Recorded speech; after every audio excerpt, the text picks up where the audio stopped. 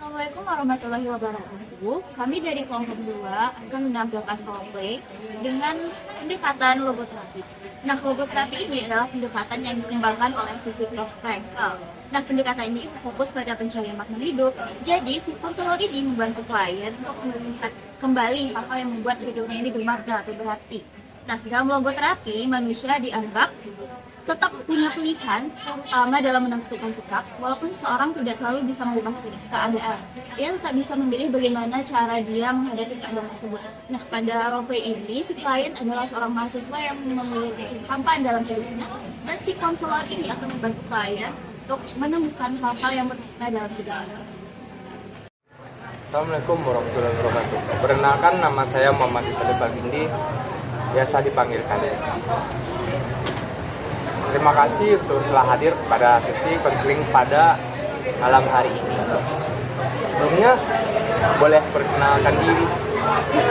Baik, perkenalkan nama saya Dian Fidel Mayara. Saya sebagai mahasiswa di sini. Kalian bisa manggil saya Dian. Oke Dian, sebelum saya ingin tahu nih bahwa sesi ini nih penting dan aman untuk bercerita. Jadi kamu tuh ya cerita aja lah apa yang kepikiran sama kamu dan ya apa yang membuat kamu datang ke sesi kali ini. Ya akhir ini saya merasa hidup saya sih hampa ya. Saya kuliah, saya ngerjain tugas, ikut kegiatan dan lain-lainnya tuh kayak ngerasa hambar, kosong gitu. Dan saya tuh nggak tahu sebenarnya saya ngelakuin itu tuh untuk apa. Kamu merasa hidup kamu tuh berjalan, tapi kamu merasa hampa. Seperti apa sih kekosongan yang kamu rasain itu? Kayak misalnya saya lihat teman-teman saya tuh kan punya tujuan hidupnya ya. Ada yang ikut organisasi, ada yang ikut lomba, ada yang tahu dari mana. Dan selama saya kayak tuh gitu-gitu aja, kayak jalan aja gitu, kayak ikutin arus. Saat kamu melihat teman-temanmu tuh punya arah, kamu merasa tertinggal dan mempertanyakan apa sih makna hidupku dan ngerasa hidup sendiri. Ya, saya jadi sering mikir sih, saya ini sebenarnya mau jadi apa gitu. Apa hidup saya gini-gini aja? Saya mendengar ada perasaan gagal dan kehilangan semangat. Kalau saya boleh tanya, jika kamu mengatakan hidupmu itu kosong, apa sih yang paling terasa berat bagimu? Ketika apa maksud saya kayak ketika apa hidupmu itu terasa berat? Baik, menurut saya ya waktu saya ngerasa capek itu atau berat itu karena tuntutan orang tua biasanya. Orang tua tuh nggak berharap tuh saya cepat lulus atau sukses gitu atau dapat kerjaan. Saya tahu sih mereka tuh sayang sama saya. Cuman kadang saya ngerasa hidup saya tuh kayak terlalu banyak tuntutan dari mereka gitu. Mereka kan berharap saya gitu. Oh, jadi selama ini kamu melakukan banyak tuntutan karena orang tua kamu dan tentunya bukan karena merasa kamu ada makna hidup kamu tersendiri nih. Oke, baiklah. Kamu merasa hidupmu tuh lebih banyak diarahkan oleh harapan orang lain. Sementara kamu sendiri nih belum menemukan apa yang benar-benar bermakna bagi dirimu sendiri ya.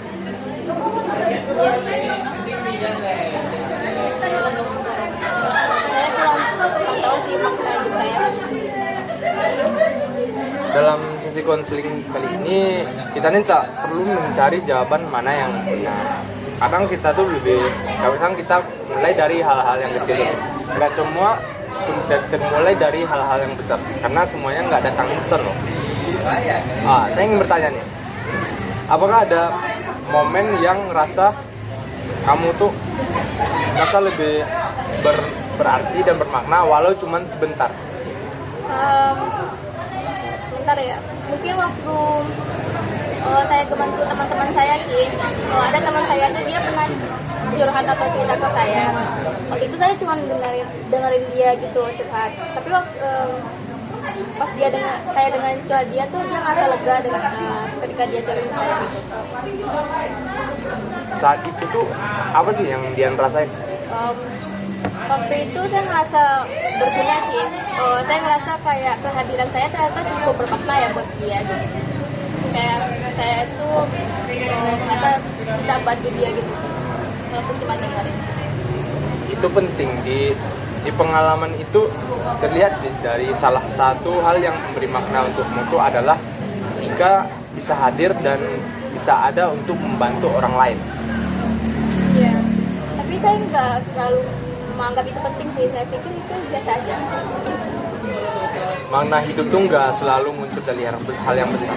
Kadang makna hadir tuh tindakannya sederhana, bisa dilakukan secara sederhana dan sesuai dengan nilai diri kita. Maksudnya itu jadi aku nanyanya dalam pengalamanmu nih, mendengarkan dan membantu orang lain nih ternyata bisa merasa membuat dirimu lebih berguna. Bukan lebih berguna sih, malahan kamu tuh berguna. Dan oke, jadi gimana menurutmu? Berarti kalau gitu mungkin saya sebenarnya punya sesuatu yang nggak penting ya? Iya, kita bisa melihat bahwa kamu memiliki sesuatu yang penting. Ada kepedulian terhadap orang lain, dan tentu menurut kamu mengapa membantu orang lain itu terasa lebih penting bagimu? Karena kamu dari tadi ngejelasin tentang kalau kamu merasa berguna ketika kamu ada untuk orang lain. Nah, jadi kenapa kamu menganggap membantu orang lain itu penting? Menurut saya karena saya tahu rasanya didengarkan gitu. Jadi ketika ada orang yang cerita ke saya tuh saya itu kayak ingin dia nggak sendirian gitu. Jadi pengalamanmu merasa tidak didengarkan dan justru membuat kamu ingin jadi orang yang mampu mendengarkan orang lain. Ini bisa jadi salah satu dari makna dalam hidupmu. Gimana menurutmu? Ya menurut aku saya sadar sih selama ini tuh saya coba kayak hanya fokus kepada kekurangan saya. Ketika kamu melihat dari sisi kekurangan nih, mungkin semuanya terasa kosong. Tapi ketika kamu melihat dari sisi yang kamu miliki, hidup mulai punya arah. Menurut kamu, jika kepedulian itu kamu jadikan bagian dari hidupmu, langkah kecil apa yang bisa kamu ambil? Mungkin ya, saya kayak bisa lebih serius dalam kegiatan yang berhubungan dengan membantu orang sih, kayak misalnya ikuti komunitas sosial atau menjadi teman cerita buat orang terdekat saya. Oh, itu langkah yang baik sih. Sekarang saya ingin mengajak kamu melihat tekanan dari orang tua kamu tadi. Kamu nggak selalu dapat mengontrol keinginan mereka, tapi kamu bisa memilih sikap terhadap harapan itu. Sikap seperti apa sih yang kamu ambil? Menurut saya ingin tetap menghormati mereka, tapi saya juga ingin kayak mulai jujur tentang apa yang saya rasakan sih. Jadi kamu ingin tetap menghargai mereka, tapi tidak mengabaikan dirimu sendiri ya? Iya betul. Saya nggak mau langsung lawan gitu, tapi saya kayak ingin coba bicara pelan-pelan. Menurutmu apa sih keberanian tentang bicara jujur itu? Mungkin itu kayak bentuk tanggung jawab terhadap diri saya sendiri sih. Kalau saya terus diam, saya akan terus merasa saya bukan milik saya. Oke, itu kesadaran yang sangat penting. Dalam konselingnya, manusia itu dipandang memiliki kebebasan dan tanggung jawab masing-masing. Kamu mungkin bisa memilih semua keadaan, tapi kamu bisa memilih sikap dan langkah yang kamu ambil. Jadi gimana? Menurut saya merasa sedikit lebih punya arah ya sekarang. Mungkin saya belum tahu ya sepenuhnya tujuan hidup saya, tapi saya tahu ada hal-hal penting menurut saya. Gitu. Baik, sebagai langkah kecil setelah sesi ini, saya ingin kamu menulis 3 hal nih. Pertama, pengalaman apa sih yang membuat kamu hidupmu tuh lebih bermakna? Nilai apa sih yang penting dalam hidupmu? Dan yang ketiga tentunya satu langkah kecil bisa nih kamu lakuin minggu ini untuk membuktikan hal tersebut? Bisa banget itu. Baik, akan saya coba sih. Nah, bagaimana nih keadaanmu setelah sesi ini? Menurut saya merasa lebih lega sih. Tadi saya kayak masih bingung kan, tapi nggak sekosong tadi sih. Saya ngerasa mungkin hidup saya sekarang jadi lebih punya makna sih. Jadi saya tahu tuh benefitnya menurut saya sekarang. Itu jawaban yang bagus sih. Jadi kamu nggak harus nemuin semua jawabannya hari ini. Yang penting kamu mulai sadar nih bahwa hidupmu tuh memiliki kemungkinan makna, dan kamu punya kebebasan memilih keinginanmu sendiri tanpa dikontrol orang tua.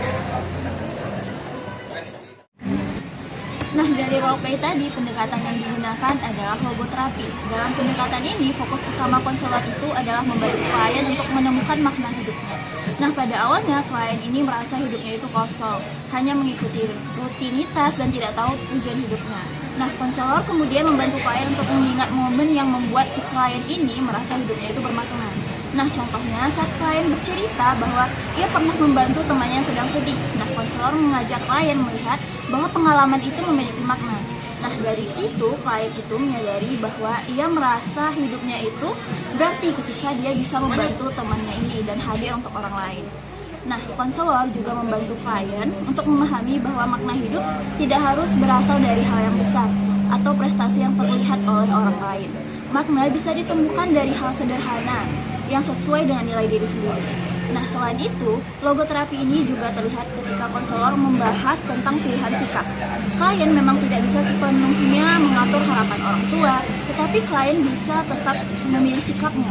Misalnya tetap menghormati orang tua sambil mulai jujur tentang perasaannya. Nah, jadi inti dari logoterapi ini adalah membantu klien menemukan makna, nilai hidup, harapan, dan sikap yang ingin diambil dalam menghadapi masalah. Assalamualaikum warahmatullahi wabarakatuh. Pada sesi yang kedua ini, kami dari kelompok 2 akan menampilkan roleplay counseling dengan pendekatan person-centered therapy. Nah, person-centered therapy ini adalah pendekatan yang dikembangkan oleh Carl Rogers.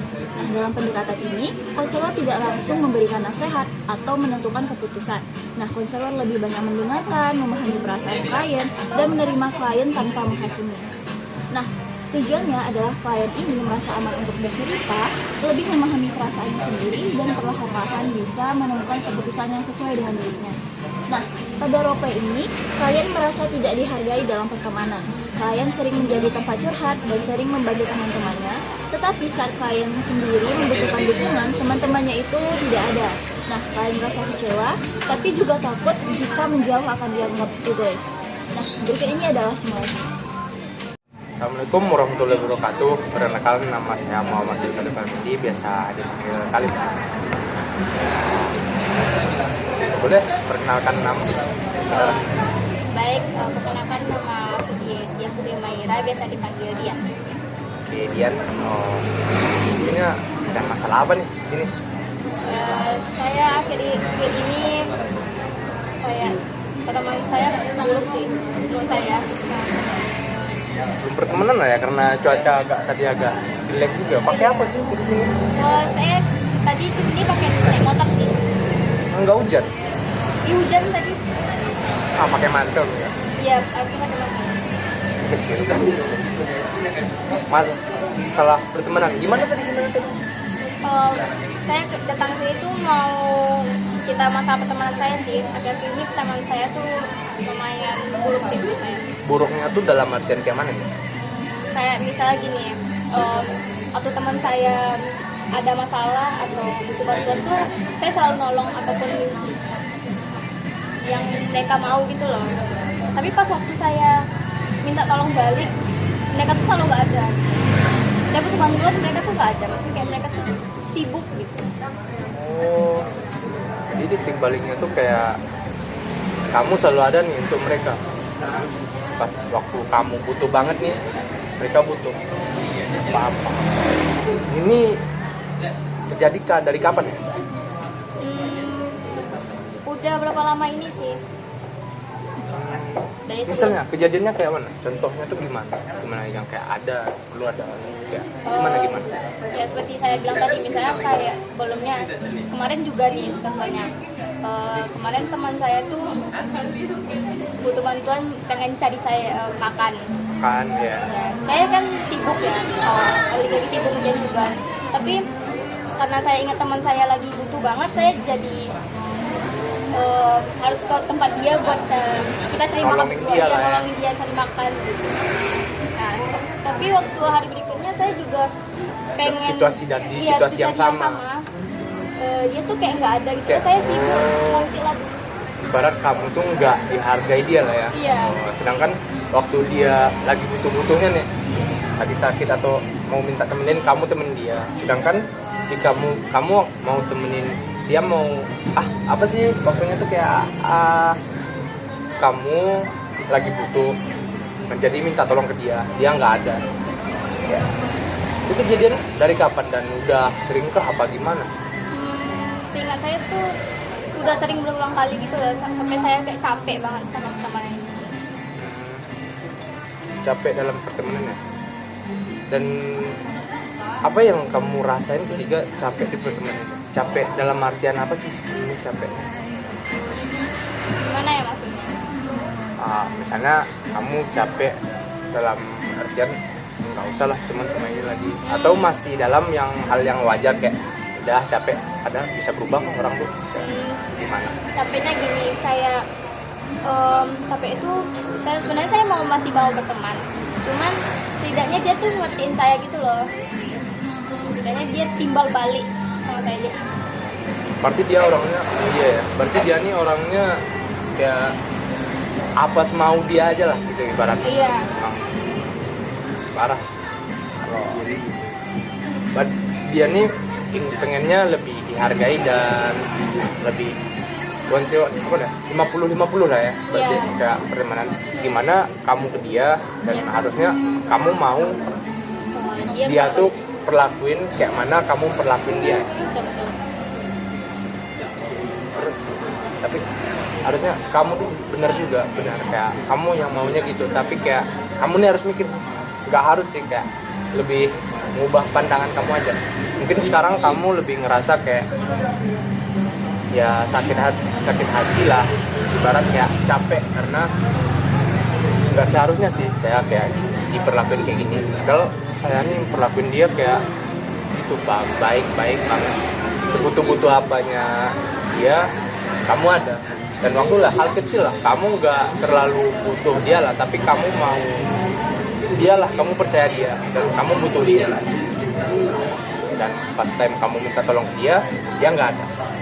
Jadi kayak kamu mau dihargai dan hubungannya tuh kayak 50-50 pas lah, dalam porsi yang sama ya. Iya. Nah, mungkin kamu kan nggak maksa juga sih, tapi lebih ke ubah pandangannya, kayak kamu harus lebih mikir kayak oh dia punya kesibukan masing-masing, dan kamu tuh nggak boleh lakuin apa yang kamu mau, dan nggak usah lah belum terlalu jadi orang baik banget. Oh gitu. Dan kamu harus ngerti nih gimana orang tuh punya kesibukan masing-masing. Itu kamu ada prioritas tadi kan di cerita kamu, dan dia ada minta tolong. Mungkin kamu bisa bilang dia lebih open tentang diri kamu, oh aku lagi ini, nggak usah merasa takut tentang kayak nanti kalau misalnya aku nggak tolong mungkin kayak pandangan dia tuh aku bilang gini, sengaja aja lagi ini itu kayak canggung atau apalah jadinya. Iya sih, saya bingung.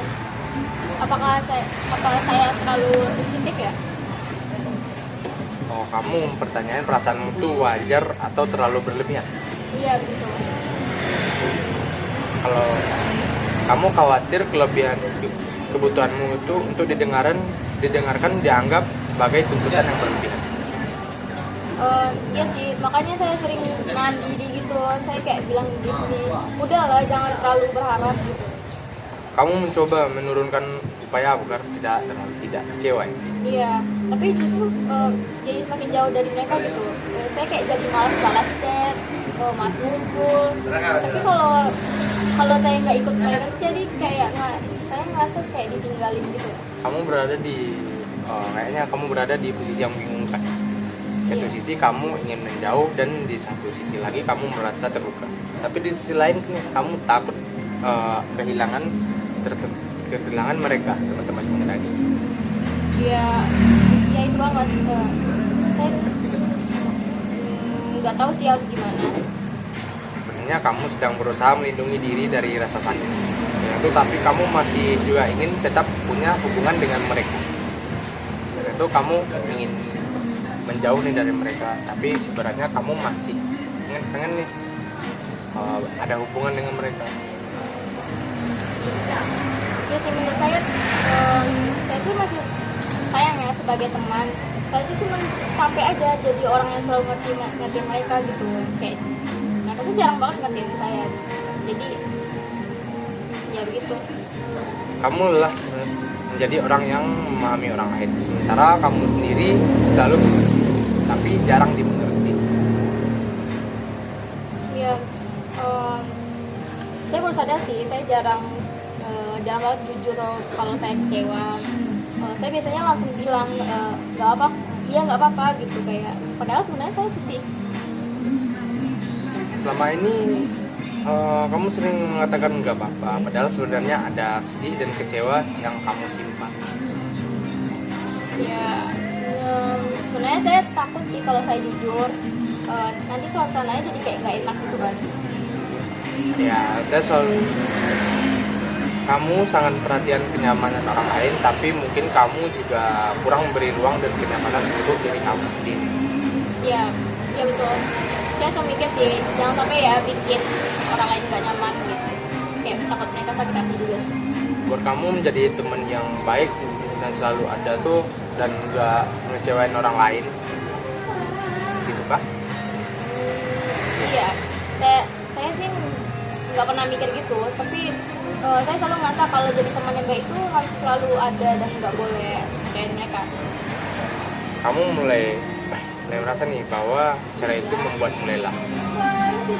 Karena kamu terus memahami tanpa benar-benar memperhatikan kebutuhan dirimu sendiri. Ya mungkin saya butuh batasan. Jadi inti dari semua ini kamu mulai menyadari nih bahwa kamu juga membutuhkan batasan dalam pertemanan. Iya betul. Saya takut sih kalau saya punya batasan mereka bakal jauh gitu. Ada rasa takut bahwa ketika kamu mulai menjaga dirimu, hubungan itu akan berubah, mereka akan berpadah. Ya saya bingung, tapi sekarang saya mulai paham sih kenapa saya capek. Apa yang kamu pahami dari perasaan capek? Menurut saya capek karena sama ini saya tuh selalu maksa diri buat mereka selalu ada gitu. Kayak bahkan saya sendiri tuh sedang nggak baik-baik aja, mereka tuh kenapa saya nggak ada mungkin saya gitu loh. Kamu menyadari nih bahwa kamu sering mengabaikan keadaan sendiri dan tetap terlihat sebagai teman yang baik. Iya. Saya tuh kayak saya tuh ingin jadi teman yang baik kan, tapi saya juga ingin kayak lebih jujur dengan diri saya sendiri. Kamu ingin tetap peduli pada teman-temanmu, tapi juga tidak meninggalkan dirimu sendiri. Itu kan apa yang mau sudah. Ya mungkin saya bisa mulai dari hal kecil ya. Misalnya kayak saya kalau saya sedang capek, saya nggak langsung maksa diri untuk mendengarkan curhatan orang lain. Mungkin saya bisa gitu. Mungkin kamu ingin memberi izin pada diri sendiri untuk beristirahat dan tidak selalu bersedia setiap saat ketika orang membutuhkan kamu. Mungkin kamu lebih ngasih ruang ya ibaratnya untuk diri kamu sendiri. Ya, dan mungkin kalau saya percaya tuh kayak bisa belajar ngomong baik-baik ya, nggak diam aja sih. Teruslah kalau gitu. Terus gimana sih perasaanmu setelah menyadari hal yang sekecil itu? Tentunya hal kecil ini bisa dampaknya nggak kecil juga loh. Iya. Ya menurut saya rasa itu lebih sehat sih sekarang. Ya agak lega. Kalau saya ngerasa ternyata saya tidak jahat ya. Kalau saya ingin dihargai juga. Kamu mungkin merasa lega karena mulai memahami bahwa kebutuhan untuk dihargai bukan sesuatu yang salah. Ya saya pikir kayak selama ini saya egois gitu, padahal saya cuma ingin hubungannya seimbang gitu. Jadi titik baliknya, kamu ingin hubungan pertemanan yang saling memberi, bukan hanya satu pihak yang terus memberi, ya kan? Ya kayak oke, berarti saya merasa lebih jelas ya sekarang. Saya senang kamu mulai merasa lebih jelas. Hari ini kamu sudah berani melihat perasaanmu sendiri, termasuk rasa kecewa, takut, dan kebutuhan dihargai. Terima kasih ya, saya kayak ngerasa lebih didengar ya sekarang. Baiklah, terima kasih juga karena kamu sudah mau bercerita nih. Kita nggak harus ngelesain semuanya secara langsung, tapi hari ini kamu sudah mulai nih perasaanmu, apa yang kamu rasa, dan tentunya hubungan yang nggak sehat ini bisa mempengaruhi tentang kegiatan dan aktivitas kita. Tentunya mungkin ini nih bisa jadi bikin kamu overthinking, kepikiran terus. Tentunya ya nggak sehat lah ini. Intinya kamu udah dapat tadi, dan mungkin ada yang ingin ditanyain lagi lah. Itu aja sih. Terima kasih. Nah, makasih juga untuk sesi konseling kali ini. Saya harap kamu dapat lebih memahami perasaan kamu sendiri dan gak terlalu mentingin perasaan orang lain, mendahului perasaan kamu sendiri. Mungkin sekian, bulan. Terima kasih. Yes. Baik, nah dari role play tadi, pendekatan yang digunakan adalah person-centered therapy. Nah, dalam pendekatan ini, konselor tidak langsung memberi nasihat atau memutuskan apa yang harus dilakukan oleh klien. Nah, konselor lebih banyak mendengarkan dan memantaukan kembali perasaan si klien. Nah, contohnya, ketika klien mengatakan bahwa ia merasa hanya dicari saat teman-temannya butuh, nah konselor ini merespon dengan kamu merasa dimanfaatkan, seolah-olah kehadiranmu hanya penting ketika mereka membutuhkan sesuatu dari kamu. Nah, respon tersebut menunjukkan empati karena konselor mencoba memahami pengalaman klien dari sudut pandang klien. Nah, selain itu, konselor juga menunjukkan penerimaan tanpa menghakimi. Nah, klien tidak disalahkan karena merasa kecewa, ingin menjauh, atau membutuhkan batasan dari pertemanannya. Konselor justru membantu klien merasa bahwa perasaannya wajar dan boleh diungkapkan. Nah, dalam sesi ini, klien mulai memahami bahwa ia itu bukan orang yang egois hanya karena ingin dihargai oleh teman-temannya. Nah, klien juga mulai menyadari bahwa ia membutuhkan batasan dan hubungan pertemanan yang lebih seimbang. Nah, jadi inti dari person-centered therapy ini adalah menciptakan ruang yang aman, penuh empati dan tanpa penghakiman, agar klien bisa lebih memahami dirinya sendiri dan menemukan keputusan yang sesuai dengan dirinya sendiri.